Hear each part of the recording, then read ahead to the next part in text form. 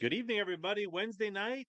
Welcome to another HellaBass Live back on our regular night. We're being some consistency, and we got a guest this week. So tonight's HellaBass Live, as always, presented by Arsenal Fishing and boosted by Powerhouse Lithium. If you guys haven't checked out the Arsenal bait wraps and some of the new stuff they have coming out, they got lots of new stuff. And as always, if you're thinking about lithiums, give our guys Powerhouse, a look and compare to what they got out there. But we're not going to keep it any further. I'm going to just go ahead and bring our guest in. What's up, man? How's it going? Emil Wagner. What's up, Rich? How you doing? Appreciate you having me on. Does it ever get tired hearing 2023 BFL All-American champion? No, not at all. Not at all. I still like you have those moments you get so caught up in like fishing all the time. Like you don't forget, but you just kind of don't think about it for a while, and someone will bring it up, and you'll be like, "Yeah, I guess that did happen." So, no, not tired of that. Is that kind of like being a president or a classic champ or something like that, or like once you're or like a super once you're a champ, you're always a champ. You get that like feather in your hat, and you can always like be referred to as the BFL All-American winner. Yeah, yeah, for sure. I guess that is one of those that's got a pretty big title to it. So, yeah, yeah, definitely can't take that one away. That's one of the things. Like I feel like the BFL American is always something I thought is a pretty big deal, and it is a big deal. And I feel like over the years, it is a prestigious tournament, but I feel like it's through all No, the it's lost mergers and the its thing, it's it's kind of yeah. lost a little bit. It's lost. Not that like it's not any less hard to win it. It's not any less of No, an you're accomplishment, but 100% I feel like right. it Yeah. just publicity wise, it's kind of like not getting as much press as it used to. Yep, yep. I think it used to be. I'd say like back the. Can't remember. Was it Ken Milner that won on the Potomac? Like that era and before. Like I don't know, around like 2012. Sure. Like then and before. Like it was like you won. If you won the All American, it was like you were almost kind of set in a way. Like not set. Like you're not even set if you win anything, but maybe the Classic. But yeah, I think it probably did a little more then than it does now. But I'm sure that just has something to do with all the YouTube and social media and everything being a part of tournament fishing and the tournament results not having as big of a factor as they used to. Yeah, sounds like my volume's a little bit lower, so I bumped it up. Let me know how it sounds, and we'll keep turning it up as you guys tell me. So trying to fix some like some not grating sound that we had last time. So let me know if that's better. If you want me to keep bumping it up. But yeah, thanks for coming on. So you Absolutely. actually won. It was I mean, came in a little hot from hockey practice, so Nice. um, didn't do as much. I mean, I'm pretty familiar, but like the details, research. Like, so was Hartwell where you won it? Yeah. hmm Yeah, and that was back. It's been a few months now, right? When was the BFL American? May 31st to June 2nd. So it's been like Okay, a month and a half, a little more than that. sure, sure. I think I heard you on the FLW, or sorry, the MLF podcast with Jody shortly Yeah. afterwards. But Yep. Yeah. It's kind of funny. We actually, I guess I shouldn't call Jody out like this, but we did that whole thing and like nailed it first go. It was like 45 minutes. And he called me like an hour later. He was like, dude, I somehow didn't hit record and you had to redo it all. I think he might have even said that on his like because he Oh, does the intro separate. I think he yeah, acknowledged that. yeah. Yeah, He may have mentioned it. Yep. it Yep. happens. It does happen. It happened to Duncan this week. Really. Yeah, that would Uh, suck, especially something like him because you got the video going and everything else. yeah, absolutely. But that's why we get live feedback, and everybody can tell me to turn up the volume, and then I don't have to wait till I've got an hour or so of you know, and it's like, oh, Right. that was all garbage. They can tell me right away, turn it up, turn it down, sounds good, sounds bad. So How many people we got watching? we got Just curious. almost 50 people ramping Sweet. up, getting in here. Sweet. Um, everybody says you sound good. I was a little quiet. Lots of familiar faces. We had a new member join like before the show, Kevin Underwood. So welcome to Team Hella. If you're here, Kevin, appreciate the joining the membership. I don't know if he's a guide. I guide on Lanier and he guides on Lanier. I'm assuming that's the same Kevin Underwood. Yeah, maybe. That's Yeah. cool. Yep.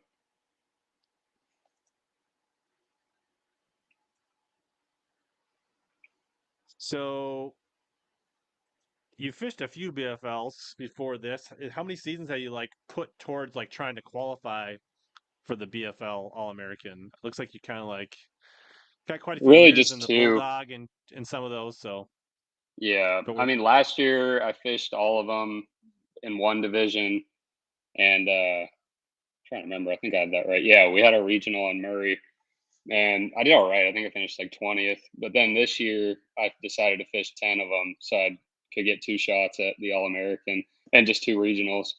But I didn't even know it was on Hartwell till after all the regular season BFLs. But at that point, I was pretty happy I did for sure to have 2 chances. But yeah, it's really just been 2 years. Before that, I would just kind of fish the one at home or whatever. But no, it's last year and then this year where I've really gotten after it. Baby goat. So nice. But no, that's really everything. And I guess the last 2 years of college too, I kind of went after the tournament scene pretty hard, but nothing like the BFLs and stuff. That's really only been the last 2 years. And then this year, the Toyotas as well. So it's been a packed season for sure. So is there 3 or 4 in the There's Toyota? Oh yeah, so Toyotas there's 3 per division, and they have shoot, I don't know, maybe 4 or 5 divisions. I fished the Southern and the Central, and then the BFLs you have 5 regular season events, and then they take the top 45 from each division, do that from 4 divisions, so you get 180 guys. You all go to a regional championship, and then top 6 there go to the All American. Right. So you've already finished the Central Toyotas, right, for this year. Yeah, the Central You're and the ninth, Southerns are done. so that you're automatically in the Toyota Championship now, right? Yeah. Which is that Gunnersville this year? Table Rock. It was Gunnersville Table last Rock. year. Okay. Yeah, All right. Table Rock, no, early November. Yeah. And then does that? I guess one thing is like, is having a top 9, is that something that would likely get you an invite to the invitationals in the future, or do you think you have to? Do they have like a set criteria or?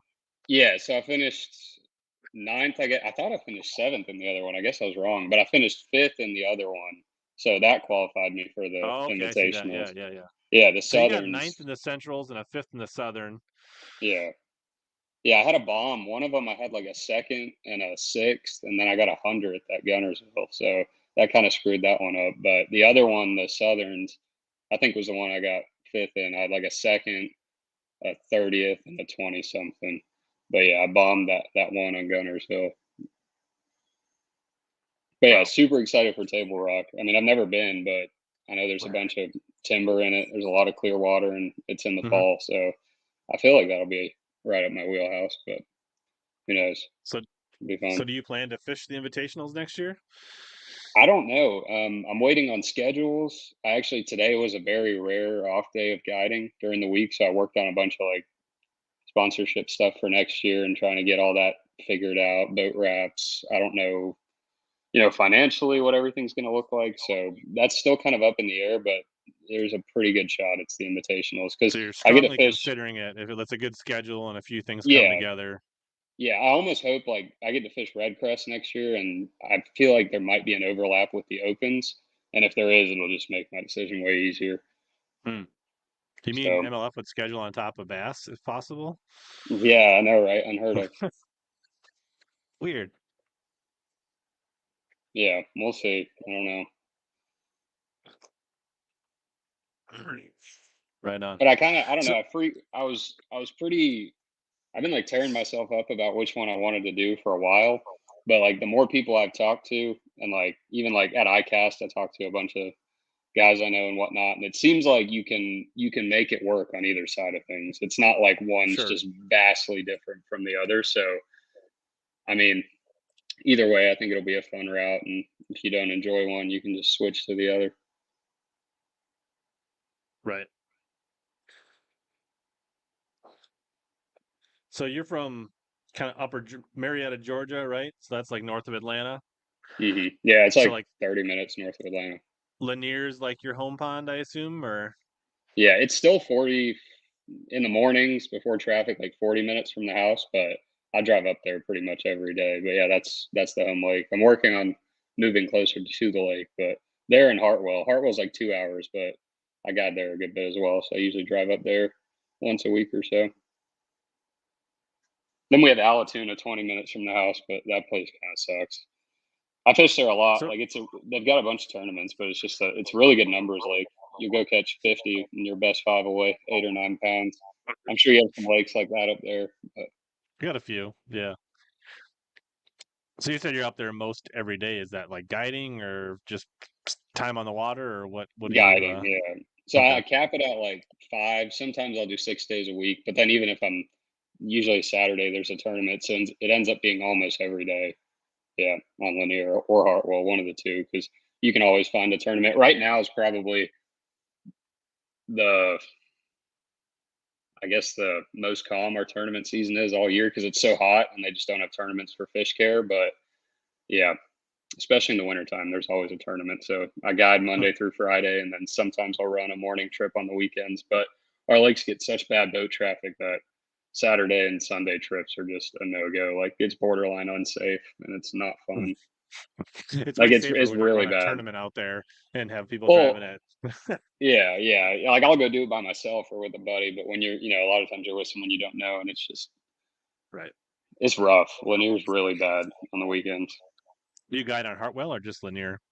Hartwell and Lanier, probably 90% of the trips are on Lanier, and then like I had the high school championship came through Hartwell. They had the juniors and the regular high school kids are going. They start tomorrow, so I had a bunch of them. I took them out before, so I guided up there all week, one week, and then I guided up there yesterday. So Hmm. yeah, go up there a decent bit, but Lanier mostly. Nice. So you weren't any stranger to Hartwell coming to Yeah. that All American. No, that's always been my favorite lake, like tournament wise. I won my first tournament there in high school, so I guess that kind of you know made me like it from an early age. But it's got a lot more options than Lanier. Lanier's a lot more black and white.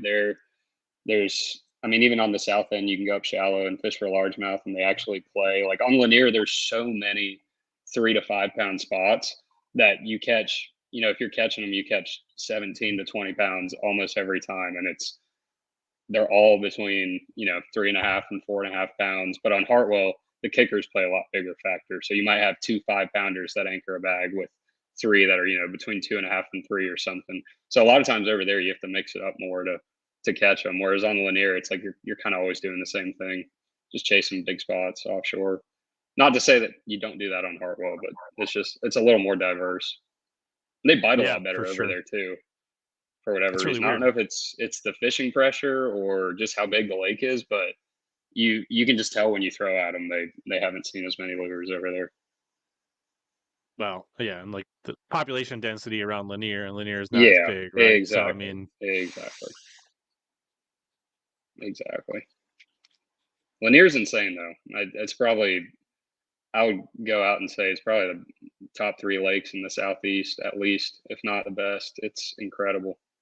like just for spots or regardless of Spots. species. Okay. I mean, there's a lot of big largemouth in it, but the spots are so big and you can catch them so consistently that except with the exception of like March and April, you really don't see them too often. You'll see like in the fall, someone will have like one that they randomly caught offshore, but I'm talking spotted bass. It's really good. In the last 3 to 4 years, it's just been getting better every year, and everyone's just kind of waiting on it to stop, but it Mm. just keeps getting better.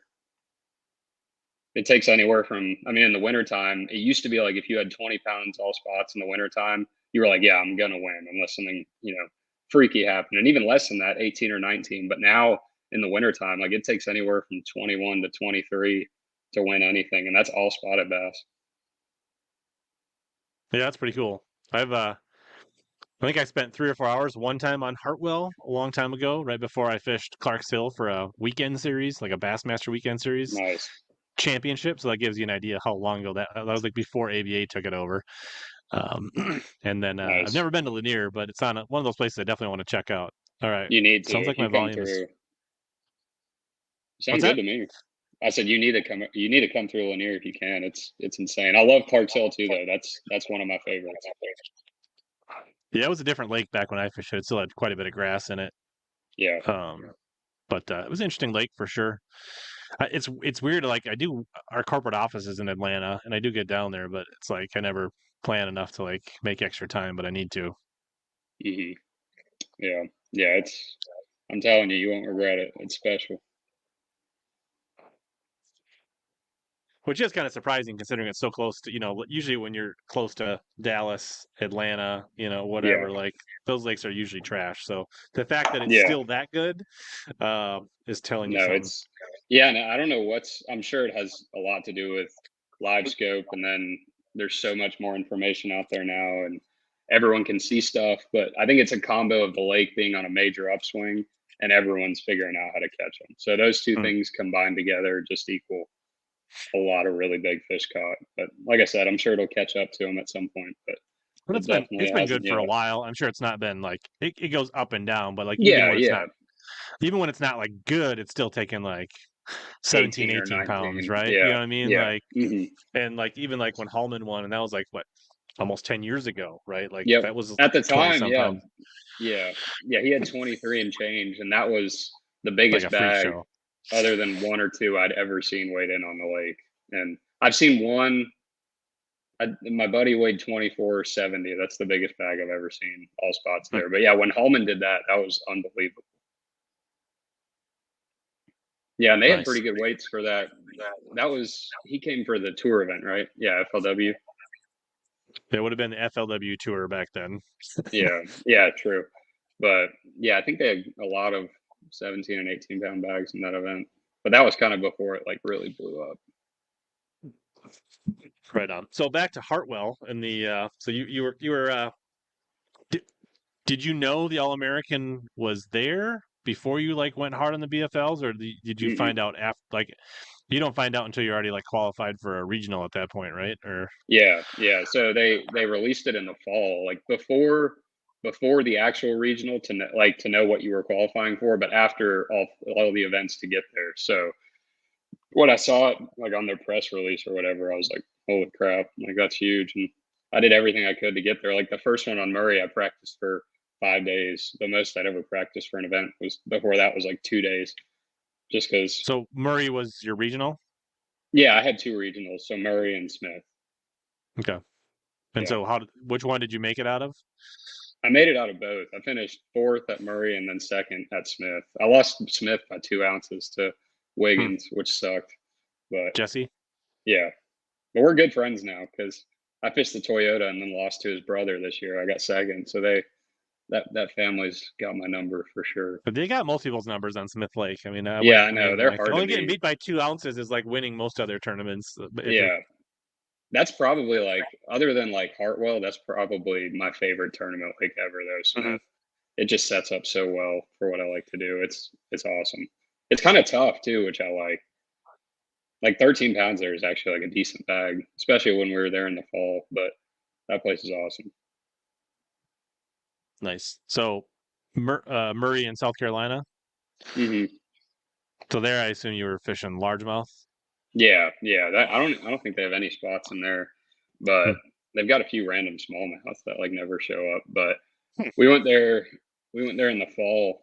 I guess it was October, and that lake's like incredible. I got a couple buddies that live over there, and like August, like late August, when it's kind of like not so good here, it was like unbelievable there. Taking like 22, 23, 24 pounds to win anything. Like you could throw a pencil popper within 100 yards of a cane bile, and they'd just come up and crush it. And then when we were there, it had just turned over, and it was like super super grimy, like some of the toughest like offshore herring fishing I'd ever seen. Like you had to really dig deep to catch anything. It was I think I had 11 something the first day, four or 16 the second day, and then like 14 the last day, which for Hmm. Murray standards is not very good. I'm sure you saw Right. that from the elite event this year, but no, that's Yeah, the that elites place in the and the BPT were both there, and it was like yeah, yeah, seemed it's kind of silly. insane. It is, and it's like they're in there, but it was a combination. We had the turnover, which made it really tough. But then a few of the days in practice, we had like clouds and wind, which made herring fish always bite when it's cloudy and windy. And then the tournament, it was sunny and dead slick, just like it was the year before for that regional. And it just, I mean, you could throw at a school of 50 of them, present the bait perfectly, do everything right, and they just wouldn't even sniff it. It was tough.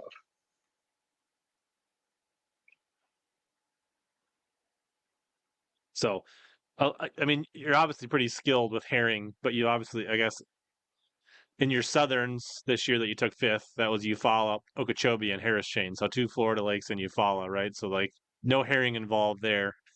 Right. And Right. then in the centrals, I guess Chickamauga, Guntersville, and Smiths. Only one of those would be kind of like a spot lake, right? So Hmm. did Yeah. Smith Lake have herring too?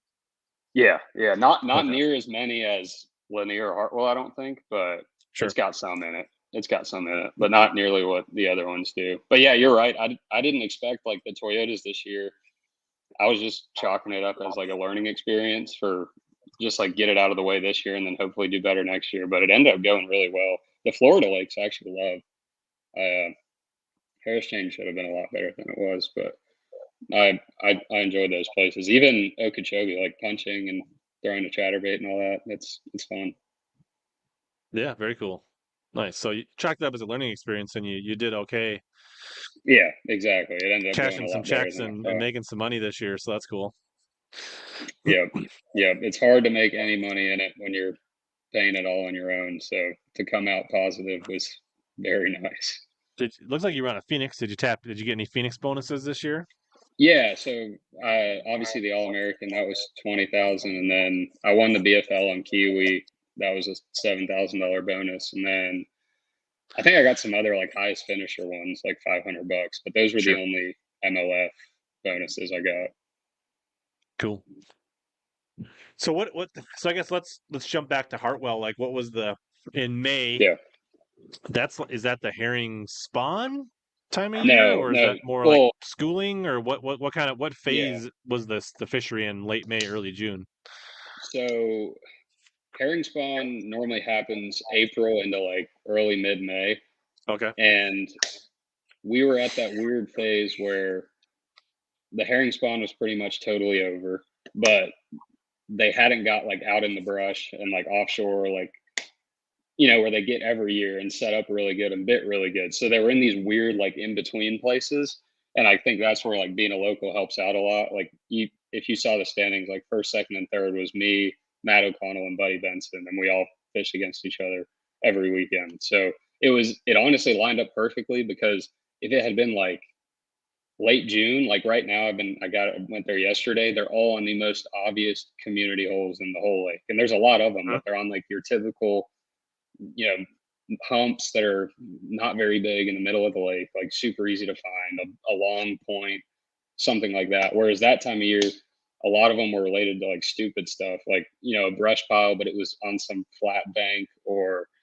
a lot of it was just like not even brush related. Like there was just certain little places where there was huge schools of fish. Like this one of my best places, there was like a mile long shoal marker, and there was a massive school of fish like way down the side of it where I felt like nobody else had looked, and zero clue why they were sitting there, honestly. But there wasn't any herring spawn going on there. Now, two or three of the places I had that I mentioned in the report were like little drops that went from like 6, 7, 8 foot straight down to like 15. And those may have been super late herring spawn related, but I didn't see any herring up there, so it wouldn't have made any sense for it to be. But my point is just that 3, 4 weeks later, I think a lot more people find them all, and a lot of guys did find some really good stuff. But that time of year, it's like it's pretty dang tough, and you can see the weights. It only took like 12 pounds a day to make the top 12, but it's just they're in that super weird transition between the herring spawn and trying to be fully offshore, and you kind of just have to meet them in between. Sure. And so you're hunting and pecking in a lot of non-traditional, non-obvious. Is that a side scan thing, or is that like trolling mode or live scope? Like, how are you hunting them Yeah, down? combo of the two. So obviously before live scope, it was all side and down scan, and you'd see your brush or whatever, and you'd turn around and throw over it if it had fish on it. But now it's hard to. So if it's a point or a hump that's not that vast, I'll just pull up to it and live scope it because it's so much more efficient, and you get a way better layout of everything. But Hmm. when you're dealing with like a half a mile or a mile long shoal marker, it's kind of hard to live scope all that. So I'll side and down scan and just see what I can see. But the only problem with that is a lot of the times on herring lakes, it's like I said, that time of year, they're not always on a piece of brush. And I think if you idle over them, you spook them. So if there's 40 fish sitting there, you idle over them. By the time you idled over them, you're either seeing a very little picture of what's actually there, or or I don't know what I'm trying to say, but what I Yeah, like I in mean, that event, I'd yeah, say probably half the places I fished were places I already knew where they were going to be, and then I came 4 days before the cutoff and graphed or side scanned and down scanned as much as I could. But then if I saw even like anything I thought could be something, you'd turn around and live scope it. And a lot of times you'd see what you didn't think was much, and you turn around and there'd be a massive school of them. And I think that's a combo of them being spooked from you idling, and B, I just think you miss a lot of them on down scan when it's straight fish. Like you'll see four and you'll turn around and there'll be 20. hmm. So it's a combo of the two, but definitely get a way better read of what's going on with live scope. So do you think you're on the trolling motor like running hard like in practice more, or like is it in the tournament actually chasing the fish? I mean, like where do you think you Yeah, use your in trolling motor? practice, because It's like I like said, you're I just like graph. on it. Yeah, yeah, yeah. So I graph quite a bit, like I said, with the live scope on my trolling motor. And one thing that helps with that, I will say, I've got two um, parallel 36-volt 40 amp lithiums. They're Hmm. by Powerhouse, and I've got them on a switch with an AGM. Or I'm sorry, I've got those in a parallel for the trolling motor, so it's got double redundancy. So if one goes out, I can switch it over to the Right. other. But I promise you, before that, the last Phoenix I had, I went through 3 sets of the Blue Top Optima 31 sizes in 2 years, and because Wow. I would kill them. Like you could go out there and be on the trolling motor all day, and you would kill them every time. I mean, 8 hours in, they were toast. But these ones, I can stomp on it for 12 or 13 hours, which is what I did for that event. In practice, you'd be out there all day on it, and you can't kill them. And then I've got a 16-volt 100 amp for all my graphs, and I mean, they're super fast. And that live scope, I mean, even if there's some people that say like, oh, anything on over 13 volts is unnecessary. Like it's a peace of mind thing, and it's never going to dip down anywhere near where you're going to get a worse read. So yeah, I've got Right. I've got that 16-volt 100 amp, and then I've got it with an AGM, and I've got them on a switch. So if there's ever an issue, I can just hit that switch and it'll switch back to one or the other. And then yeah, those two parallel batteries are huge for power and backup.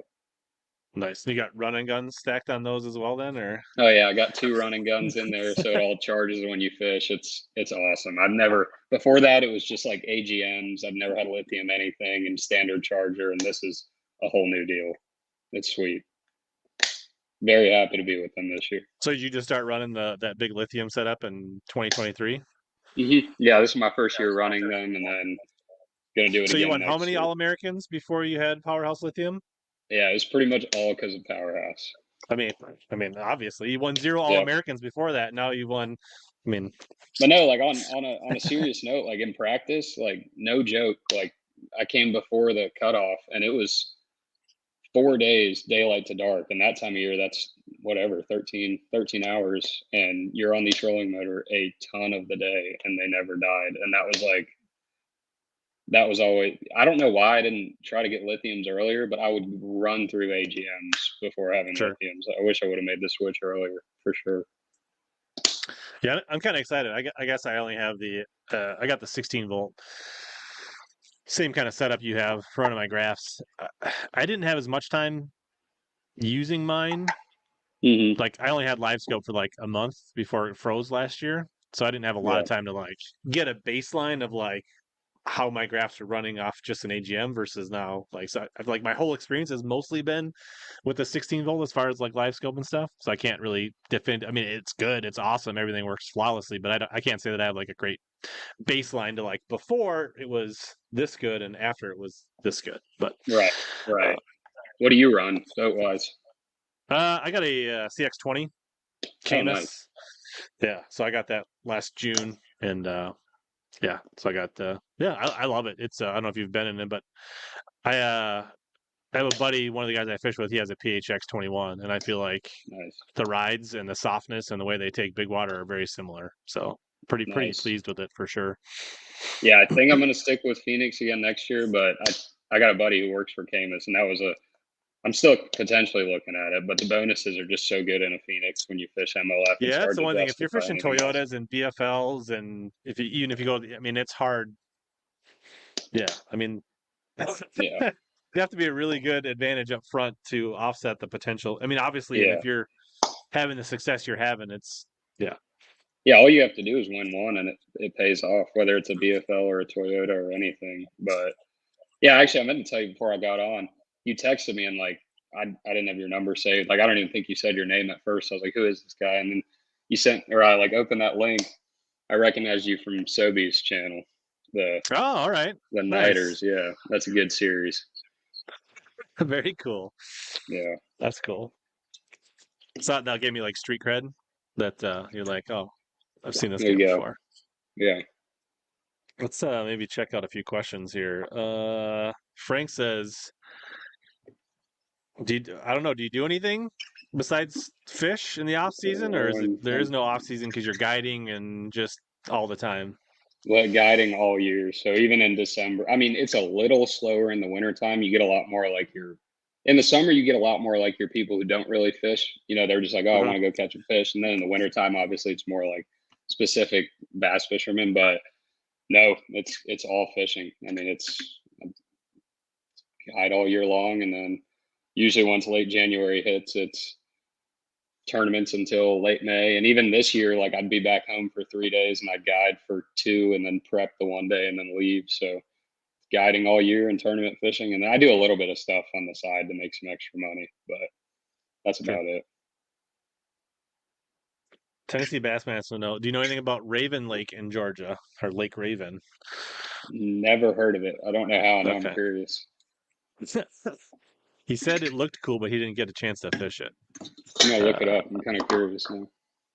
Brian wants to know so if you had, like what's your bread and butter lure technique? Like how do you like to catch them, or what's your preferred or favorite or most confident? Um, Pre-live scope, probably like frogging and fishing shallow topwater and stuff. But now it would probably just be throwing topwaters and flukes over herringfish in the summertime. Hmm, It's hard to beat it. Yeah. Really, I guess a better way to put it would be fishing brush, offshore brush. That's okay. definitely my favorite way to fish right now, or at least the one I feel most confident in winning a tournament doing. I did it at Eufaula. I didn't do it at Chickamauga, but there were stumps there, which is kind of the same idea. They were just really shallow, but yeah, really offshore target fishing. That's probably my favorite technique. Right on. So what were the key baits and techniques and like for the All American? Um, 6 cents catwalk, a Zoom super fluke, and a Sebile Magic Swimmer. Those three Okay. things. That's it. Like Berkeley Magic Swimmer or old school Sebile Magic Swimmer? The That was the old one, but I'll be honest. The only difference is like there's a slight sound difference. I catch them on. I guide with the regular one because I don't want to throw the old ones, but we catch the crap out of them on both. Like I think it's probably more Okay. in your head than anything. But yeah, you It's just know, like that little when you're in a tournament, you're like, I want that little extra just in case, yeah, like that little yeah, extra confidence. You're like, that guy's got the new one. I've got the 13 or the 30-year-old, 20-year-old Patrick Sebile original. yep, Like, yep. No, the biggest, and I mean, I was throwing a custom painted one. I was throwing a straight white one too, but it's like yeah, it's pretty much the same deal. The big deal with it is how you work it. It's I throw it on a little bit heavier line, and you hold your rod tip up, and you kind of have it waking under the surface. And they were crushing it like that week. Sometimes when it's like really tough and they won't come up, you can let it ride a little bit lower in the water column, and they'll get a better look at it. But that's definitely a Herring Lake staple. There's a bunch of guys who throw it. It's funny though because there's the Sebile is really like the only like not even tight wobble, but like more subtle, like herring, like hard swim bait that was out. And Spro just came out with one, yeah. which is kind of similar. But even those like those handmade ones, like the sweet baits, the Farleys, they got Southern Hook Company now. They got all those like handmade herring baits. They're What's all that one a lot more. that that Kimmel? Yeah, yeah. Kimball's a sweet. That's more of a glide bait, so I don't put it in the same category. I know it's So like it's a more high like a fast. speed. It's more like a It's a herring glide, high. but it's still a glide. Okay. Exactly. It's a high speed glide, but I'm thinking like 3 or 4 joints. But any of those handmade ones, they've got like a really aggressive wide wobble. But that's Sebile. It just like glides. And if you ever see a herring moving in the water, they're just like they almost just straight line. Like it's really subtle. It's almost like Patrick Sebile knew what he was doing back then. Yeah, yeah, he was ahead of his time. I remember, so like when I think that was before, I think we were in the pre-show. That I fished Clark's Hill way back when, like, I don't know, it must be, if I had to guess, it was 15 plus years ago now. Yeah, it was probably way different. But like, I feel like there was still the Magic Swimmer is still kind of a secret. Like, Yeah. not, it wasn't something people talked about. Like, it was kind of Hmm. like hard to find. Like, I don't think I had any. I think my buddy from Tennessee that I was down there with had one, and he was like, "Wow, I was catching some fish in practice. This thing's really cool," and didn't really Hmm. know how to throw it. But then I remember, like, shortly after that, it got like super exposed on like when the Elite Series went there. And I Yeah. remember like thinking like when the Elite Series first went there, and they went when they were those couple years when like I forget who won it. Like McClellan won one, and I don't remember a couple got yeah I don't know, but those topwater shad spawn or not shad the herring spawn topwater for like 2 or 3 years at the beginning of Elite Series when they were going like that was like amazing TV, and I was like, I need Yes. to go there during a herring spawn because that looks absolutely bananas. Yeah. Yeah. And it's funny because those like the like herring oriented baits are such like a niche or niche category. Like the Sebile, like I feel like if you've never heard of or been to a herring lake, like you have no clue what that is. I'm sure there's some dude who's got it figured out on another lake where it catches them, but That's what I was just about to lead into. Is like I bought a bunch because I thought it was so awesome, and they seem like literally useless up here in yeah. Minnesota. Well, yeah, because it's just its own deal. It's the same as like a lot of those lures, like kind of like the there's a lot of guys throwing that like jackal riser now. I'm sure that's probably got more applications, but that's kind of the same idea. And then all those like hand painted swim baits, like it's a very just niche kind of category. But there's a lot of cool baits being made, and cool baits that guys throw for them. Even top waters, there's a lot of cool top waters to throw, and there's a lot of Japanese stuff too that some guys have started throwing. But I Yeah, feel like it's a category that more companies could tap into for sure. sure. Yeah, I got probably 5 or 6 that I don't know. I don't What's think there's really a market for the original. I don't know. Do you think there's like Yeah, I mean it's like a good if it was like a white or a holo greeny, like yeah, that's probably $50, okay? $60. Yeah. I do have a fun story about herring lakes of baits. I had a bone white uh the paycheck the one. Yeah. Yeah. I Yeah. put it on That's eBay. It went for $212 to yeah. Jay Williamson in South Carolina. Yeah. Yeah. You'd have some people upset you said that. I bought one for what I pay for it? 150, I think, not too long ago. And I felt like an idiot. I'll be honest, I haven't even thrown it yet. I just wanted it. But it's those things are I don't even there was for a while, I'm sure you saw them. There was some Japanese vendor that had them on there for like I think it was like 240 and they all went and I don't think Hmm. there's any on there anymore. But yeah, they got that one. They have a silent one too. And that's the one I got. But I'm sure someday if I ever have like a regional or a national tournament down on a herring lake, I'll regret that. But like up here, it was like, it was like 3 4 years ago, and I was rebuilding my. I had a older EFI Mercury that needed a new power head, and I was like, I need some cash. Like, I don't yeah. need this bait. But yeah, well it's funny because everyone thinks of the repo man, which is obviously super, you know, hard to find, expensive, whatever. But that the one, if you have any of those, they sell for a lot of money. I'm more I of a wish I could vixen have guy. yeah. I like to collect my OG vixens instead. Like that. That's much way more productive up here. Nice. You throwing any of the new ones? Yeah, that's a new one under it right That's what I there. thought. Yeah. I think the Gen 3s are pretty good. Like, Yeah. I think if people spent more time fishing the Gen 3s, they would stop paying so much for the originals. That's how I feel like all that stuff is. Like But their 90% of Gen the time 2s, the ones anyway. in the middle, definitely are not the same as the originals or the. Not saying they won't catch fish, but they're not. Yeah. What about the Um, Teckle Knocker? Is that what I you don't know consider that Gen 2 or I actually just bought one of those. I haven't fished it. I bought it because I was. They had some frogs at the hookup in a yeah. color. It was actually just they were clearancing out natural red spros for like $8. And Nice. Omnia didn't have that color. So I was like, I need some of those. And I was like, needed to get to $50 to get free shipping. And they had Yeah. a repo man in stripper pole. And I was like, well, that's a no brainer. That's a classic when you got like $40 in the cart and then you see the shipping and you're like, well, now you got to like find some random thing to add to the cart. But I feel like, yeah, I mean, yeah, kick knocker. I think the kick knockers are pretty good, but I think what do they go I've for caught like quite 20 a few some on bucks. them. Yeah, Yeah. they're pretty good. They're legit. I mean, they're not Are you a the repo tackle man is junkie? not as bad as I used to be. Like when I was Yeah, your I'm age, not I that was a bad. big time tackle junkie, and now I've like rehabbed a little bit. I'm a little more Yeah. like try to keep things a little more basic, and I mean, I still like to have some stuff new, and Yeah. I mean, but like I don't like Yeah. jump on every little JDM trend and every swim Oh bait and yeah. every You like can't. It's so much money. I no. mean, I feel like I used to be like the most minimalistic person of anyone I knew, but now like the last 2 years I have had a lot more than I probably need. But I still feel like I have way less tackle than most people. I mean, I got that one pegboard up there and probably ten Plano boxes and that's about it. And then obviously all the soft plastics, but I I am try to a keep tackle, it but pretty I'm a simple. little more responsible and more what's the word deliberate about it. Yeah. Like Yeah. I buy a ton of what I actually use. So like something I know I catch them all year, I will have like soft plastic wise, I'll have like 40, 50 packs of them, but I'd just rather spend them, definitely don't get in a rut where you're like not trying new stuff, but it's like if you go too crazy with it, I feel like it just has a opposite effect. yeah, I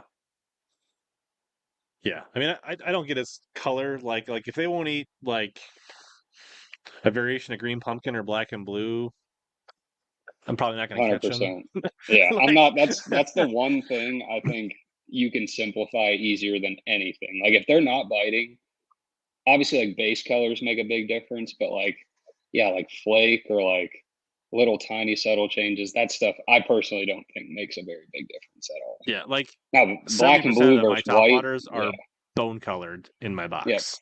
yep, bone and chrome, and that's literally it. That's all you need. And same with a jerk bait, pro blue, and I was talking to RJ about that earlier. But like, I literally throw pro blue and Speaking of people that have LG. problems when it comes to Yeah, jerk baits, yeah, that's what I was joking about. But like, I throw pro blue and then some white one that's kind of clear. I don't even remember the name of it, but there's guys who will have like 40 jerkbait colors. And I'm like, you're going to spend more time figuring out which color they're on than, just making a total bait swap, which would probably make a but bigger we know difference. RJ doesn't But, actually fish them; he just oh, hoards he them. just likes So, collecting them. Yeah, he's in his own world. uh, nice.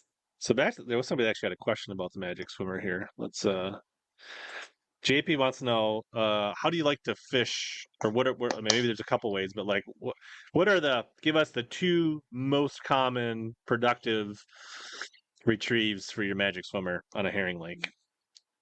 Burning it as fast as you possibly can or a medium retrieve. I never pause it or anything like that. But and the funny thing is, I didn't like a Sebile very much at all before the All American. I've always had a bunch of them, and like I've caught fish on them, but like for whatever reason in tournaments, it was usually a top water or a fluke or something like that, or like a different hard swim bait, like a sweet bait. That one's really popular around the house. But that All American, I just happened to pull it out. I think the last day of practice and caught a few big ones on it, and I was like, well, I'll keep one on. And then the first day of the tournament at 11:30, I had like one 3.5 pounder, and I pulled a different color one out of the rod locker and proceeded to catch like 10 or 15 over 3 pounds on it. And but before that, like it really wasn't a big player for me in tournaments. And since then, I've been throwing it more. But Sure. yeah, to answer his question, medium retrieve, kind of like you'd reel a like a spinner bait or something, or burning the absolute crap out of it to where it's turning on its side out of the water. And It's like if they're basically just really coming out of the just like exactly like when they're super active and it's like really windy or something, there are times when that's like the way to get them to bite. And that I stuff bet you that's changes every day. That's what's so weird about a herring lake. Like it's all like almost everyone can find them, but it's all about figuring out how to trigger them to go and commit to a bait. And that has to do with color, retrieve rate, pausing a bait. Like there's a million different things that go into that, but it's like little tiny changes every day on how to trigger them. I feel like that's a large part of being successful doing Which I imagine live scope makes that so much easier. it. 100%. Before LiveScope, it was just have a really accurate waypoint, a good antenna on your boat, and throw. And you'd throw 10, 20 times and try some different stuff. But now that you have it, I mean, you can learn as you go, even if they follow your stuff. Like, okay, they followed it there, and you might do that 3 or 4 places in a row, and then you're like, I'm going to make an adjustment the next 3 places, and they still I'm gonna follow switch it, and then you color. make, I'm gonna switch a yeah, retrieve. I'm gonna switch baits. Yeah. and you can tell literally by the rate at which they come at your lure once you figured it out. Like when you've got them Right. going, they come up so fast. Like by the time you see them come up, one's already got your lure. But yeah, it's made it. You can learn so much with that stuff. It's unbelievable. It's just taking Yeah. full advantage of it. I'm very much still a little bit of a noob with the live scope, but there have been some times with like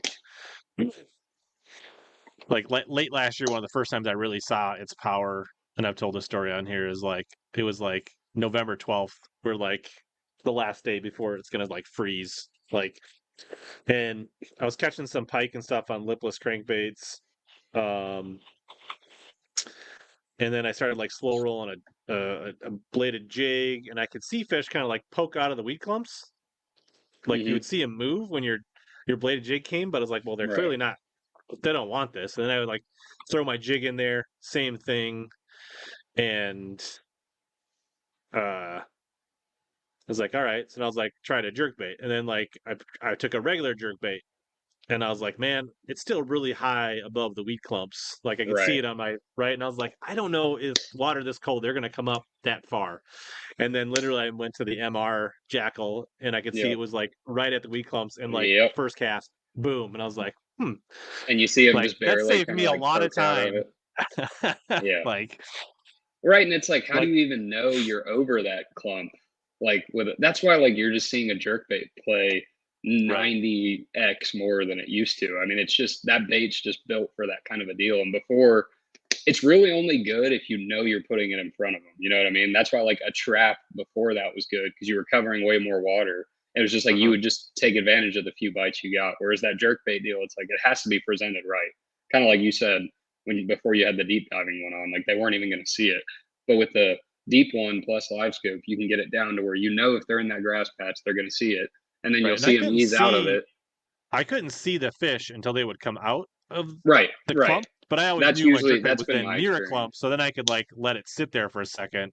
And if Right. they reacted, then I could let it sit longer. If they didn't, then it would like twitch it away, right? And like Yep. so there's definitely scenarios where like there's probably times you don't see fish in a brush pile, right? And you bring something over the top of it and all of a sudden they come flying 100%. out of there, right? But you wouldn't know to like give it that hover or that twitch or Yep. whatever that you need to. You know when to do the thing that makes them want to do it at the right time versus just randomly like pausing and you're like there could not be a fish with like how many hours of our lives did we waste suspending jerkbaits when there wasn't a fish within like a quarter mile of our jerkbait? Or even a piece of structure, like literally Right. just open water between the grass, and you're sitting there waiting 20 seconds for absolutely nothing to happen. Yeah. Yeah, but no, you're that's been my experience with it too, fishing grass. Like I remember the Toyota on Harris Chain this year. I was catching them out of like 2 very specific grass patches, and there were so many in them that like they were only the size of like a boat or two maybe, so you could literally see the fish in some of them. But like on Gunnersville, I actually had a pretty good practice um, doing the standard chatterbait and the trap in the grass. But there's just so much of it. You're more just going down a grass line, and I would try sometimes to like throw the trap and look at it on scope, and it was way worse than if you would just throw it down the line and not pay attention to it.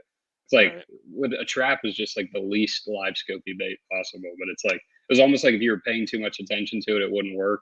Whereas if you would just fish it and rip it out of the grass, you could get bit a lot better. But Sure. yeah, when you've got like a specific target like that, it's huge. Chatterbaits can be like that too, right? Like you Yeah, almost just want to like let it sink down, let it catch in the exactly. grass, pop it out. Like Exactly. I very but there few are times have I live scoped one with a chat. I don't know. I don't know if I've ever caught one on a chatterbait on live scope, but I love throwing one. So yeah. But it's still nice to like there have been times when I'm like, I think I'm really slow rolling this chatterbait, and then you look over and you're like, Yeah, I'm only 4 feet down. I thought it was 10 right, feet down. Like I better right. slow That's down or put a yeah, bigger one on or change yeah, my trailer because this is not like right. yeah. And that's a good point you brought up. Like just to see like fall rates and how far you're like ticking the grass and stuff like that. Yeah, definitely. Nice. Mm. Well, I'm gonna get some questions in. I'm gonna take a quick, tiny break here for one of our Are you partners ready here. to reel in your next home purchase or refinance? Supreme Lending's Dream Team can help guide you through the entire mortgage process, from pre-qualification to closing. We have a wide variety of home loan programs in our tackle box, including down payment assistance and first-time homebuyer options. You can ask HellaBass. He trusted us to help finance his home. Contact the Dream Team today by searching Supreme Lending Dream Team or click the link below in the description or scan the QR code on your screen.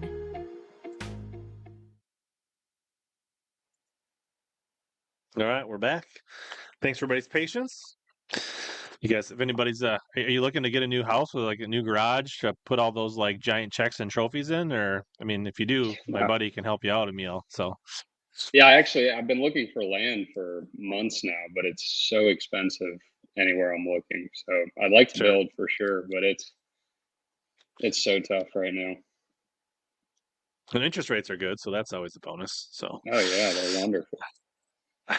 It's not even the interest rates though. Like I could get over that because you could right. refinance, but just the prices of the houses, at least around here, are just Sure. Well, you said ridiculous. you're trying to get closer to Lanier, which means you're trying to get closer to Atlanta. So that's probably not like a Well, actually, further. That would be oh like 30 further. minutes north. Yeah, but it's Okay. still just stupid expensive. And there's people just, I mean, anything decent, some house flipper bought it and made it a little nicer looking, and you're not. I don't know. It's just it's bad. Yeah. Well, if you're getting further from Lanier, that means you're getting closer to Hartwell, though, Well, even right? then, I'd have to get closer to Lanier. So All right. yeah, Nice. but I could move to Hartwell, I guess. But I don't know. I like this area. That'd be pretty far Sure. up. I mean, you might be living out of your camper, or you're living out of a back of your truck next year if you fish the invitational. So I know. I know. Usually, what we did this year, we'd get like anywhere from 5 to 8 guys and just get an Airbnb, and it was actually yeah, awesome. I mean, for the week, it'd be anywhere from 100 to like max $300, which is really nothing for 7, 8 days no, in a pretty decent house. I mean, you get enough guys, that is totally the way to do it. yeah, absolutely. We have our Bass Nation state tournament next year up on Leech or next week up on Leech, and we got a pretty sweet house, and there's like 10 of Nice, us there, so it's like $175 a piece nice. for What's the is that week. to get you to the team championship? No, so this will get me. So if the top six go direct to the Bass Nation Championship, and then the next 10 get to go to the qualifiers, which is kind of replacing the regionals for the Bass Nice. Nation. Yeah. Heck But yeah. Heck yeah. That's awesome. yeah, so pretty jacked about that. You feel good about it? Uh, You like Leech Lake? I definitely I heard of do the like lake. Leech, but I've always been more of uh, a largemouth guy on that lake, and now the smallmouth have really exploded out there. So now I feel like I'm gonna have to like tap into like brand. It's gonna be like kind of like a brand new lake to me from that perspective because I've never really Mhm. spent the time fishing for smallmouth out there, Oh, and it's a absolutely. 100,000 acre lake. It's massive. Holy It's crap. Yeah. like I think, yeah, it's Lanier's 34,000. Or is it 64? Why am I drawing a blank on that? 38,000. So, yeah, that's over twice the size of Lanier. I was amazed. We went to Toledo Bend for a college tournament. That place is like 170,000 acres. yeah. I will But say yeah, that this has a really large basin to it, so which, it's yeah, not a like lot it's of not dead like water. Lanier or Hartwell where there's like all these coves and Yeah. should we do some live map study on the channel tonight? That's the thing. Like Lanier, you've got maybe not a ton of water. That's still a lot of water, but you've got a lot of shoreline. Yeah, we'll pull it up here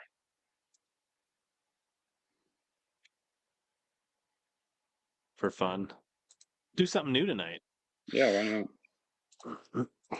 All right, so we'll look at Google Maps here first. So it doesn't look that big.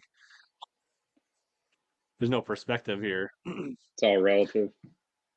But let's see. Is there a scale on this? I don't know. But yeah, that's like 110, 120,000 acres. But and out here, like I want to say this is like 90 to 100 feet deep. Nice. But you get into these bays, it's a lot of wild rice and reeds and like emergent vegetation. So like this is all emergent. It's almost like you get in here and this is like Okeechobee in here. Am I supposed to be seeing it? Oh, nice. All right, let's start over. So that's kind of a cool looking lake. Yeah, so this big basin, it's like 4 separate lakes. And this actually the really, really deep water is in Walker Bay. But then like I say, you get over into Boy Bay and this is like Okeechobee-ish. Yeah, like, that's what I was about to say. Wild rice, pads, cattails, emergent, like this is all water in here. Like that's standing wild rice. So I'm assuming most of the smallmouth stuff is in those 2 big bays. I don't know. It kind of sounds like they're a little bit of everywhere. I have not really spent that much time. Surely on a lake that big, though. Not a lot of docks on this lake, unlike Lanier. Yeah, we do have quite a few. But I'm assuming on a lake that big, with it being up north too, there's got to be a lot of dead water, right? Which makes it at least a little bit easier. Maybe not, though. Yeah, here, this gives you a little more perspective of what it looks like here. So this is a lot of, I guess this is more like 30, 40 feet. These bays are all like 5, 10 foot less. Mississippi River actually connects here. But this is where like the insanely deep water is here. You got like 155 feet down here. Oh, shoot. Yeah, without the map, you wouldn't have expected it to be there. Without the topo map. Interesting. But I've always done really well like frogging and flipping largemouth, and now we're going to probably have to explore smallmouth to be competitive from what it sounds like. So it'll be interesting. So what, like they're getting like 20 plus pound bags of smallmouth? Yeah, so they have the Bass Nation Team Trail there, which is what the local event that you could make the team championship. And I think it took 23 smallmouth to win 2 weekends ago. It's a good bag. It was crazy to see on the St. Lawrence the weirdly low weights for that place. I mean, still not low weights, but yeah, I mean the top end weights were there, but like kind of like but they became somewhat pedestrian right after the the top 10. Like 18 or 19 being a good bag, and I know that is a good bag, but for that place, you know, it's usually not too great. But there also has not been a multi-day tournament up here where smallmouth. So only recently have they actually like allowed bigger tournaments where the DNR has actually permitted smallmouth. So there's not a ton of data. A lot of the tournaments have been in the spring when they're still. But this was a summer tournament. And they caught them. But there's not been. This will be a 100-boat tournament for 3 days, which will kind of really tell us. We'll know a lot more about the smallmouth population after 100 boats for 3 days. You know, almost like an open, right? Where like 3-4 days of practice, 3 days of tournament, people leaning on them. How do they respond to that pressure? So we'll see. Right. It's kind of like if you were allowed to weigh in 5 smallmouth on Dale Hollow, I think everyone would start going to Dale Hollow because that place is chock full of them. You just never get to see them. Right. Yeah. Good luck. That'll be cool. Yeah, excited. Tom says, "What kind of knife are you fidgeting with?" I don't have a knife. I don't know what I'm fidgeting with. Can of Rogues, maybe. No knife on me. Nice. So what do you got left for this year? I think you won like a Wednesday night or a Tuesday nighter last week or something. But like, what else are you fishing and what's coming up? Yeah, there's the Tuesday nighter, the Thursday nighter, the Sunday tournaments, whatever, the little local stuff. But there's we have our 2 super tournaments in August, so that's Kiwi and Lanier for the BFLs, and then the 2 regional championships are both in October. One of them's on Eufaula in Alabama. The other one's on Norman, North Carolina. And then the Toyota Championship. And then we get like a fall trail or a winter trail, more a winter trail on Lanier. I'll be fishing after that. But in terms of big tournaments, just those regional championships and then the Toyota Championship. And then I might try to, I haven't fished much of anything where you can win that first flight money. And you can only do that, it's once every calendar year. So I need to try to get on that. But that's pretty much it. Right.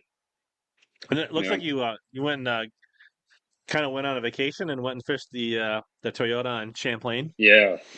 Gosh, that was awesome. Was that your first experience north? What did you think and what?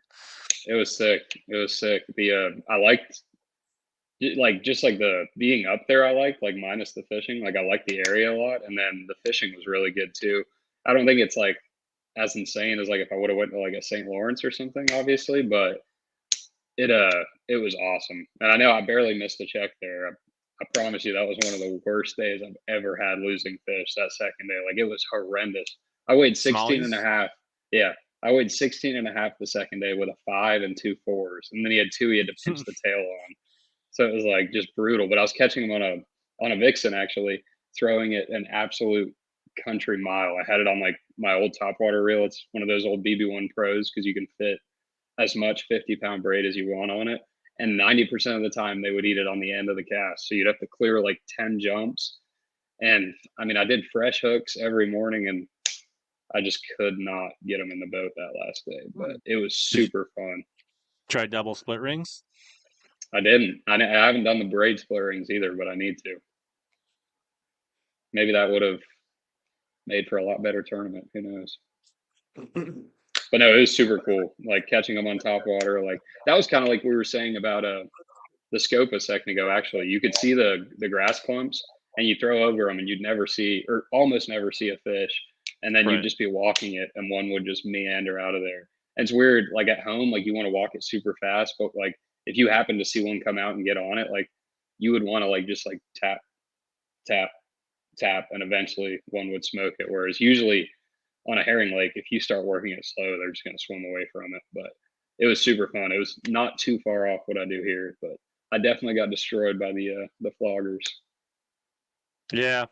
So if you would have been there a little later, you probably would have been. So that probably contributed, right? You probably also had a lot of fish just coming off the bed, so they're probably soft mouth and skinny and not. But it was freak stuff. It was just stupid. I don't know. I guess you want to blame it on something, but I feel it was just bad luck. Because I mean, I shouldn't have lost that many, but it was bad. Even that 5-pound largemouth came out there where I was catching smallmouth. It was pretty random, but it was a tough day too, for sure. The difference in a 3.5 pounder and a 4 pounder there is insane.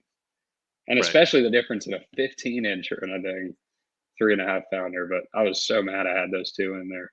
But anyway, it was a super cool lake. I would love to go back. I want to go back north in general. I was going to go to St. Lawrence for that Toyota, but we had that last BFL on Kiwi, and it was such an expensive trip. I would go if I didn't have anything else, but I'm just going to fish that. It's an hour or 2 hours from the house. So sure.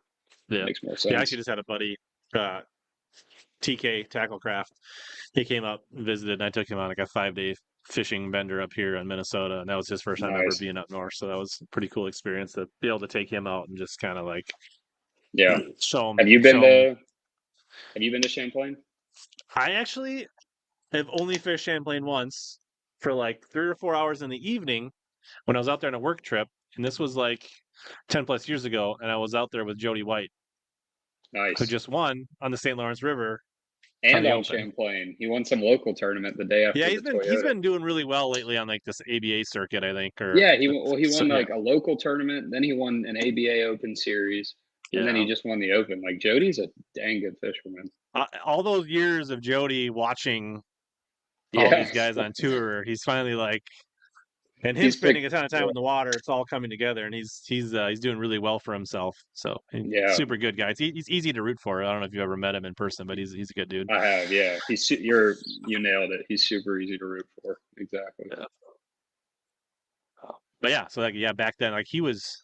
I want to say that was. I think that was before he worked for FLW. Like I think he was still a college kid at Virginia Tech at home for the summer. And like just through social media, like I was out there and I was like VT, like this was before Jody Blanco. I think he was VT Basser, and I was like, just social media connection. And he was like, "Yeah, come on, yeah, we'll get you out on the water." Yeah. Caught a few smallmouth, and we were out of the just south of what's the town in Burlington. So we were like on the Vermont side, south of Burlington, down where his family place is, and we fished for there for a couple hours and caught some 2, 3, 4 pounders that night and had some fun and caught an early flight the next day. But that's the only time I've ever been there. Definitely want to go more because like I actually have people I know that have got. I mean, like it definitely fit. Like Champlain fishes like here. Yeah.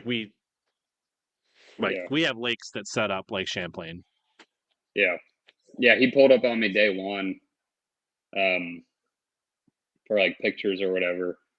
And I was just like, gosh, I like didn't catch anything when he was there. He was like, he's probably just looking at me like this dude's doing the stupidest crap right now because he lives right there. But I figured out I what I'm don't stunt. fidgeting with, by the way. He probably thought that it's an AirPod case. So every time I go like There that, you go. That's his knife yeah, right there. yeah. So the Super and Lanier in August. Is that the one? Yeah. Yeah. Late August. I lost that one by 2 ounces last year. So I had like a 4 pound lead after the first day and then just blew it. So hopefully we can get some redemption this year. That's the one time of the year you'll see some pretty low weights. I say low. Hmm. I think I had like 18 the first day and then 13 the second. But it it gets grimy in late August and Hmm. September. But yeah, super excited for that one. And Kiwi. That'll be cool. I like that lake.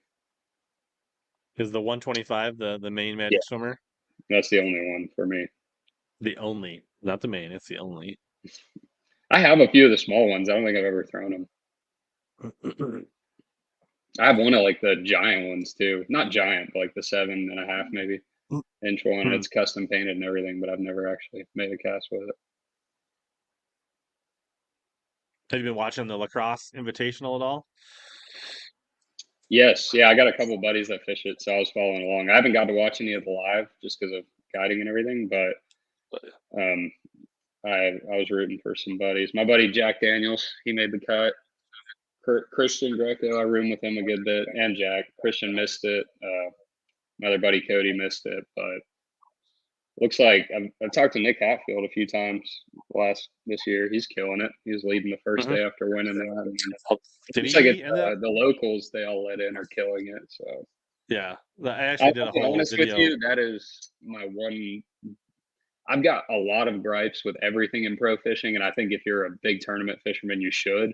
But one thing the invitationals did that I think is just ridiculous is letting locals in, because then it's no different than just a big pot tournament. But I hate that they did that. I hate it. And no, I mean, no disrespect. If they did one in Lanier, I'd go pay to get in it. But it's just, I don't understand that, especially not when you got guys trying to get to Red Crest and, trying to make some money. I think that's ridiculous. I hope they change that for next year. Yeah, it kind of reeks a little bit of desperation to fill the field, That's exactly what it is. They just want more money. but honestly, FLW had a history of that. Like for a long time, they did that even on the tour level, back in the day. But Oh, really? I did a fantasy fishing preview, and I don't think people realize this has been happening all year, but it's only because nobody's really, for whatever reason, nobody's done well per se.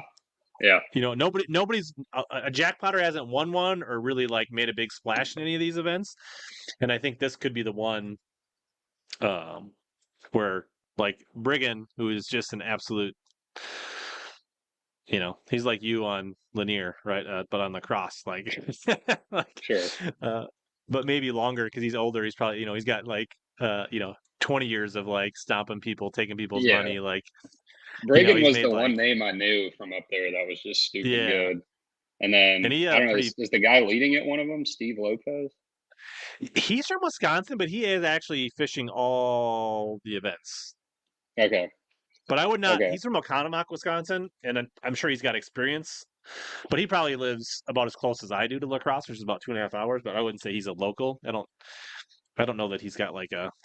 This will be his second check of the year, on the Yeah, invitationals.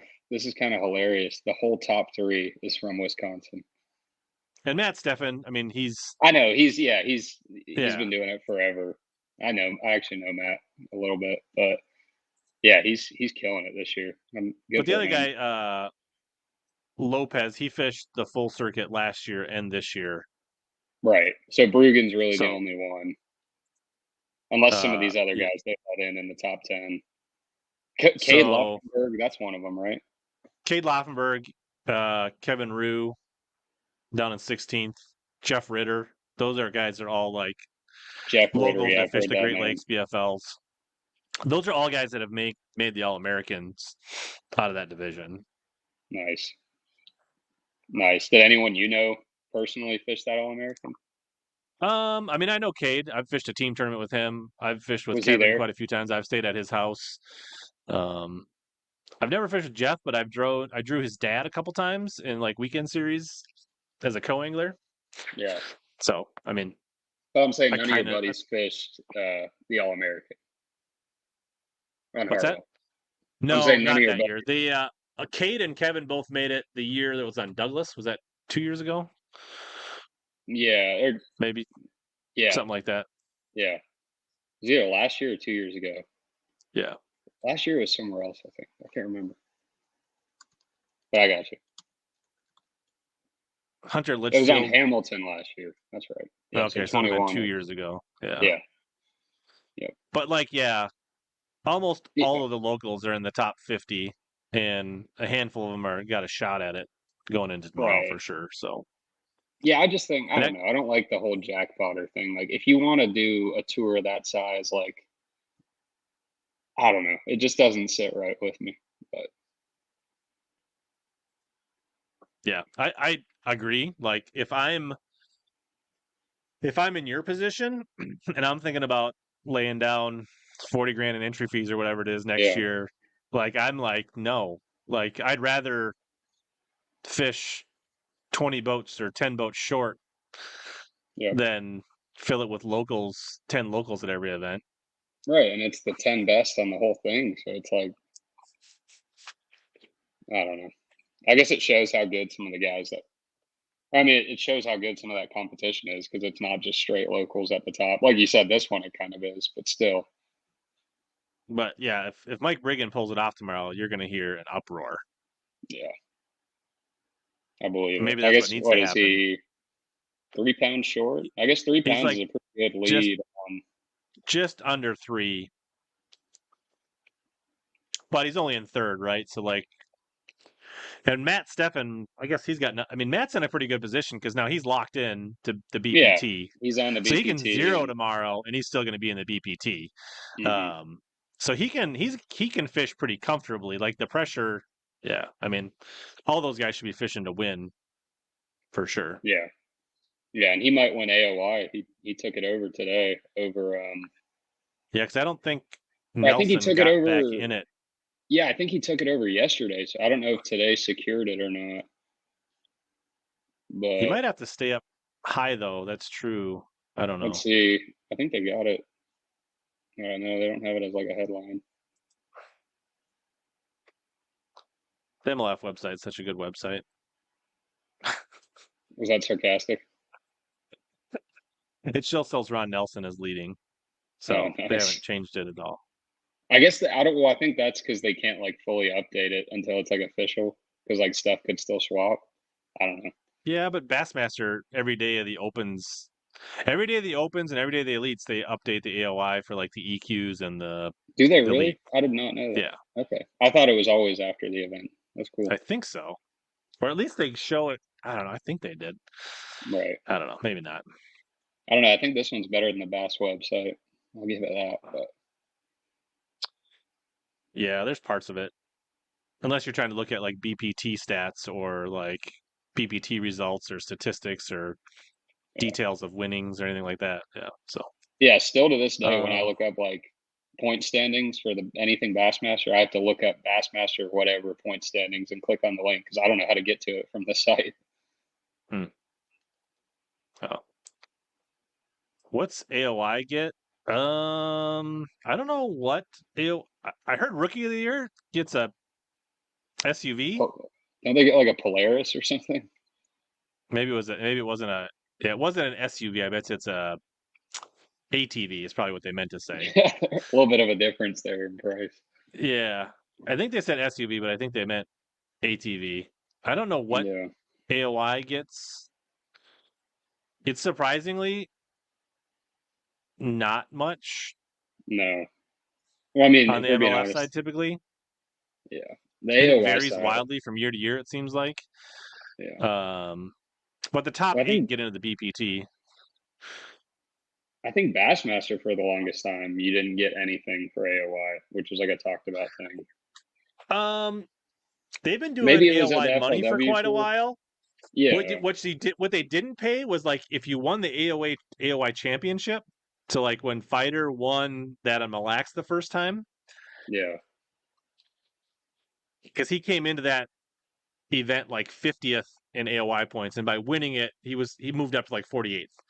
Yeah. And basically, he won the minimum like $4,000 or $5,000 for the AOI finish, even though he won that tournament.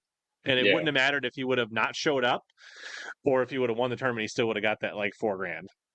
Maybe it was FLW then, because I know like even when they switched to Bass Pro Tour, or I guess they bought them, whatever, but they didn't give anything to the guys. And then like 2 years later at the AOI conference, they like handed the previous 3 years guys like $50,000 check. So they were like, all right, we got to make right by this. But yeah, I definitely think AOI should.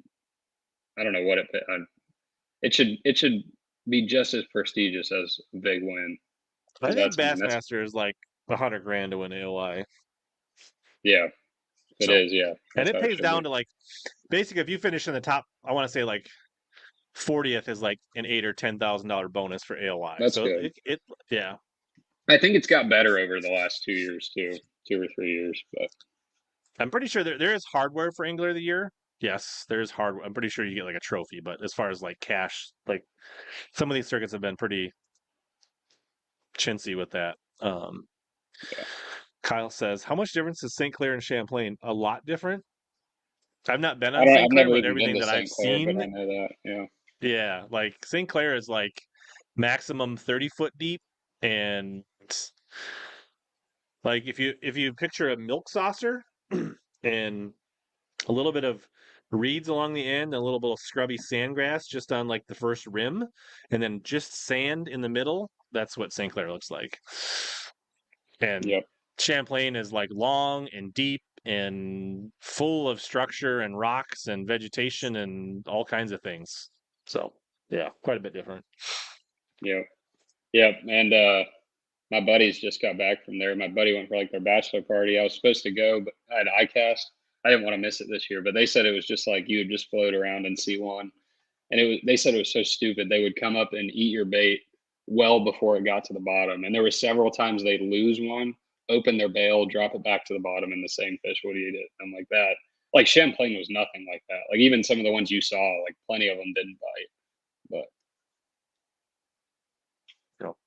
I'm sorry that you had to meet Bailey at ICAST.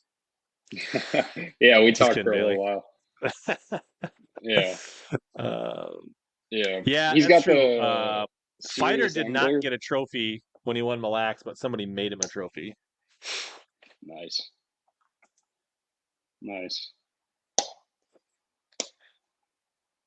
Cool, dude. So I didn't really see what else was on the list here. So you're a guide. Question: have you heard of fishtips.com? Oh yeah, awesome. Me and Austin talk like every week. Yeah. So what are your thoughts on fish tips? Are you signed? Are you on there? I haven't looked. No, so I think it's a great idea. I just haven't done it yet. I don't know. It's like I said, I think it's a really good platform. I think all his reasoning behind it makes sense. Like people wanting to make money on the side, like all for it. But I just haven't posted on there yet, but I think it's an awesome idea. It's got some serious potential. I could definitely see it getting huge. But So I would I see, like, personally if you're haven't posted on it. just a guide and you want to make more income, that's one thing. But in your position where you're guiding and fishing a ton of tournaments on your lakes, I could see where Yeah. that'd be maybe a little less productive. Yeah. Or Yeah.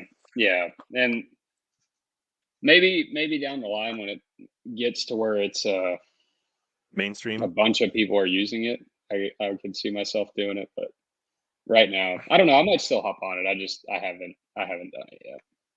But no, me and Austin are good friends. We've been trying to fish together over the last month. We're both just so busy. But Sure.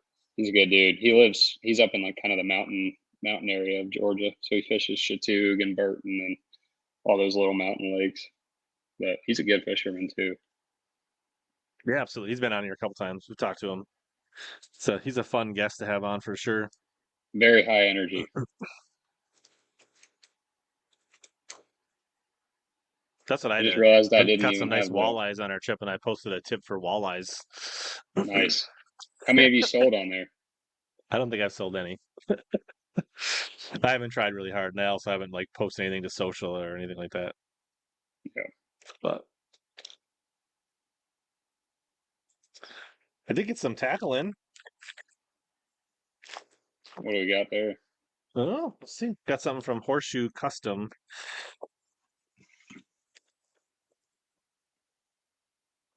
It's probably an issue when you like don't remember what's in the bag. Yeah, been We there. got a couple of AJ's. This is secret coingler. AJ's Magic or Mendy Magic, his custom finesse jig, kind of a Nice. green pumpkin brown with a little bit of chartreuse, wire I like it. tied. Yeah. So we got a couple packs of those, and then his little secret hand poured trailers that he likes. So if a guy can catch them behind guys like us and you and be successful, then I figure like if I have it in the front of the boat, then it should be game on, right? Yeah. Shout out to AJ. So I have to open these up so we can get the full. Doesn't do them justice when I think they're in the package. Try these up on Leech Lake. Looks good. And he's got kind of a custom weed guard where he's blending Yeah, so I thought one of your skirt green things was stuck in it. pumpkin and chartreuse. See, Smallies those are don't the like chartreuse. details that are cool as crap, but I could just never actually see making a difference. Until you catch them. Yeah, And then you're like, I then gotta it have builds that now. confidence. Yeah, fair. Nice. And I got a glitter sticker.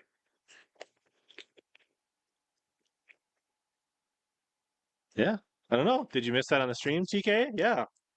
You just got to put in code Muffin and you get free plastics with your jig purchases.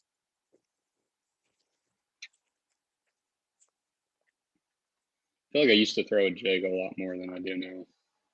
I'm still a big jig guy. I do not throw it much anymore. Yeah, I did see that Austin posted. He got a bunch of swim baits in. Yeah, he does. He's got a bunch. He's got a bunch. You got into that, the big glides and all that? I've definitely bought some. I'm not good about like throwing them and catching fish on them, but I like at the classic. I grabbed a couple of the trick shads. I got a couple of the Spro KGBs. Nice. So I mean, I want to do more of that. I'm in the same boat as you. I've got some of the Chad shads and whatnot, but other than fun fishing, I've not thrown them very much at all. I mean, you need like a week to go out there and really throw it, I think, and it has to be when it's like at least decent. But you can't just like go throw it for 30 minutes. Do you fish when you're guiding or not? Yeah, yeah, I have to, or I'd go crazy. But I will say that if I'm with like, so I do like max of 2 people typically. If it's a 2-person trip and they're maybe pretty new to fishing, which a lot of times you get, then I won't really fish at all. Or really on a lot of the 2-person trips, I don't fish just because of the way we're fishing. You're pulling up, you're making a couple casts over the school and Sure. you're gone. I won't fish, but like on my 1-person trips, I fish the whole time because we can double up on every hole. So like sometimes I'll throw out there first, like do the lead cast, and then once I call them up, I'm like, go fire in there because like I'm making a more accurate cast to call them up. But then like if they're really dialed in or they want to throw first, or like if we're throwing a top water first and following up with something else, like maybe they just want to go first and then they'll throw in there and then I'll follow up and catch one. So I fish a bunch on trips. Yeah. So I feel like that would be your opportunity, like to play with Yeah, but glides. Like, do the you really thing need is to like, catch them all day? Like, I feel like, or do you think it would mess their fishing well, up if you threw the glide? that's the thing. It would mess it up. And I think glides, the one place they don't really have that much of a place in is on a herring lake. And I'm not saying you can't throw them out there, but and Justin's bait, his herring glide bait's an example because it's a high speed glide bait. But if you were to take like a Chad or something right now and throw it over a brush pile and just, twitch, twitch, twitch, twitch, could you catch fish on it? Yes, but I think generally speaking, it looks nothing like a herring the way they move, and it's a hair too slow. So I just don't think it would have that much of a tournament application. I think I could go out there and catch some on it right now. But like, if you went out on Lanier in March or like April or something, you could probably smash them on it because they're shallow and whatnot. But I think right now it would just not play that much of a role. But Because the way Austin makes it sound like when he's on guide trips, he's always playing with like baits and like experimenting with yeah, glides and stuff. But that's also a different style lake too, I suppose. But yeah. Well, and even he's doing a whole different thing. Like those mountain lakes, Mhm. it's just different where he's at. But Yeah, not to say you couldn't do it down here, but it's just you're it's just not. making excuses. You just like to catch them. You don't want to stop catching them. You're right. Just admit it. No, I could go up. You could go up and throw a Chad on some shade lines or something. I'm sure, but like the offshore thing, I don't see it happening. But maybe that's just being stubborn. Who knows? I'm the same But I way. do. Like I'm always like I tinker a lot on trips, just not with the glide baits yet. But I'll mess around with different new baits I've got or different colors or new whatever. And swim baits, new like yeah, little yeah. Kitex and Or yeah. I've had clients get in the boat that like sometimes they don't even fish much and they'll do something and they'll like catch one and I'm like, what? And they're like, I'll try it. And I'm like, oh wait, there's actually something to that. So like I'll learn a lot just watching other people fish sometimes too. So yeah, definitely learn a Nice. lot. But it is kind of monotonous, like the brush thing, because it's pretty much from like May to October. You pretty much just go out there and throw over schools of fish with top waters You're just until like you start. changing. Are they on the points? Are they in 10 foot? Are they in 30 foot? Like you're just like Even following then, like them. they're Is that the always same in brush like. piles for like 6 months? They just sit there and get beat Well, on, that's the or thing. Like, no, they move a lot. They move a lot, and like I said, it's not always brush oriented. That's one thing. Like, you do have to stay on top of where they're going. Like sometimes, like you'll have a hump that's got 200 on it, and then 2 weeks later, there's nothing. Like they move a ton. So like they definitely move around. You got to stay on top of that. But the baits, you catch them on, or at least the ones we do. Like I like calling them up. That's kind of like what the if you come to Lanier, especially from out of town, or you don't get to fish there much, I don't want you to go out there and catch them on a drop shot. I'd rather have you a catch them shaky on a head, or spook. yeah, you're like, Yeah, what the lake's known for is calling up a school of 30 of them, and they're all sharking over your top water till one gets it. Even if you don't catch one, that's way more fun than missing one on a shaky head. top water's not that fun. Come on, I mean, No, it sucks. I'm telling you, it is some of the most fun bass fishing you can do. no, I totally, like I said, like I told you, like I remember watching like those early 2000 Yeah. Elite Series on Clark Hill, going, that looks like the most amazing thing in the world. Like they literally, yeah, when you fire up a school, like not always, but like if they're going, they will dogfight over it till one gets it. It's incredible. Yeah, appreciate it, Brian. Thanks for the reminder. Little thumbs up. Thank you. Doesn't hurt Appreciate it. anybody. Um, honestly, so like in lacrosse, you get in the right duckweed mats, and you can have largemouth fighting over your frog in a duckweed mat. Now that's Really? a good time. Like several different ones? Yeah, you'll like when it's right, you'll typically have like a little bit of like a sand drop and some current that'll push this duckweed like through in, like, so there'll be like current stacking up and bait in there, and there'll be a school like under a duckweed mat, and it'll be like super thin, like not like a cheese mat, but just that real thin duckweed. And you like start walking your frog, and you'll see like one go, whoa. And before like his tail even clears it, there's one coming from the other way, and Nice. you know there's multiple fish in there, and then you can like throw back in there and like catch like 5 or 6 on like 6 casts in a row. That sounds really fun. Yeah, I love, So like it's like I think I said it combining earlier, like but your old love with your new love, yeah, and like yeah. I actually had this idea of like trying to get like a white popping frog, and like I know it wouldn't be the deal, but like one of those days they're really chewing, and try to get a big spot to eat one out there in open water yeah. over a brush pile, just because it'd be cool. But yeah, I love throwing a frog. That's awesome. Let's see here. What was the question here? I thought. Hmm. Oh, Clay wants to know, is there a thermocline on Lanier right now? Or is that That's not one of really a those thing weird there? things. No, it is, but like I have a bad habit of not paying attention to it. But I think it's in like 30, because like you can pretty much just tell where the fish are at. I guess that's kind of where the thermocline is. But I think it's like right at around 25 to 30, probably 30. And is that where you're catching most of your fish, is right above that, Bet- or Between 20 and 30. Yeah, that's where okay. most of them are. But a lot of times you'll be fishing a hump or something in 30 to 40 feet, and they'll be set up 10 feet below the surface. So they're not always that deep, but yeah, Mhm. the deepest you'll see the fish is really like 30 foot. Very cool. Makes me want to get down Yeah, and fish some spots. you need to. I'm telling you, it's good. It's good. But yeah, you'll have like it'll be 30 feet deep, and someone dropped an oak tree that comes up 20 feet, so they'll be suspended over the tree. But yeah, I'm telling you, if you come down here for work or whatever, hell, hit me up. We'll go. But it's incredible. Just don't flake out like RJ. I won't flake, or yeah, don't flake out like RJ. Yeah, he lost his invite. No, he wanted to go so bad. I felt bad. You would, I could just see you like crushing him on top water, and RJ like trying to like convince him to bite like some Something respect stupid. colored 110 jerk bait, and they won't touch it, and he's just like, Yep. Yep. No, I have. Yeah, I get a lot of that. Like guys wanting to like throw certain baits, and like I'll let them throw them for a little while, but then like once you catch a couple and they've caught nothing, they'll kind of finally be like, all right, let's throw what we actually need to be throwing. right on, dude. Well, I don't know if anybody's got any questions. We've been about 90 minutes. Feel like we covered a lot of water. Appreciate you making the time. You probably got to get up and Yes, do some sir. guiding tomorrow, right? Yeah. Yep. Got a nice 5 a.m. wake up call, but it's all good. Like I said, I got a very rare off day today, so I got well rested last night. Yeah, did you are in the Devil's time zone, so did you treat yourself at all after the All American? Not one bit. I put it all in money market accounts and stuff, and just forgot I had it. Nice. That's why I try to do that with everything, even the money I make guiding. Like just spend just enough to like. The one thing I'll spend on is like tackle and like fishing stuff, like stuff that you have to Right.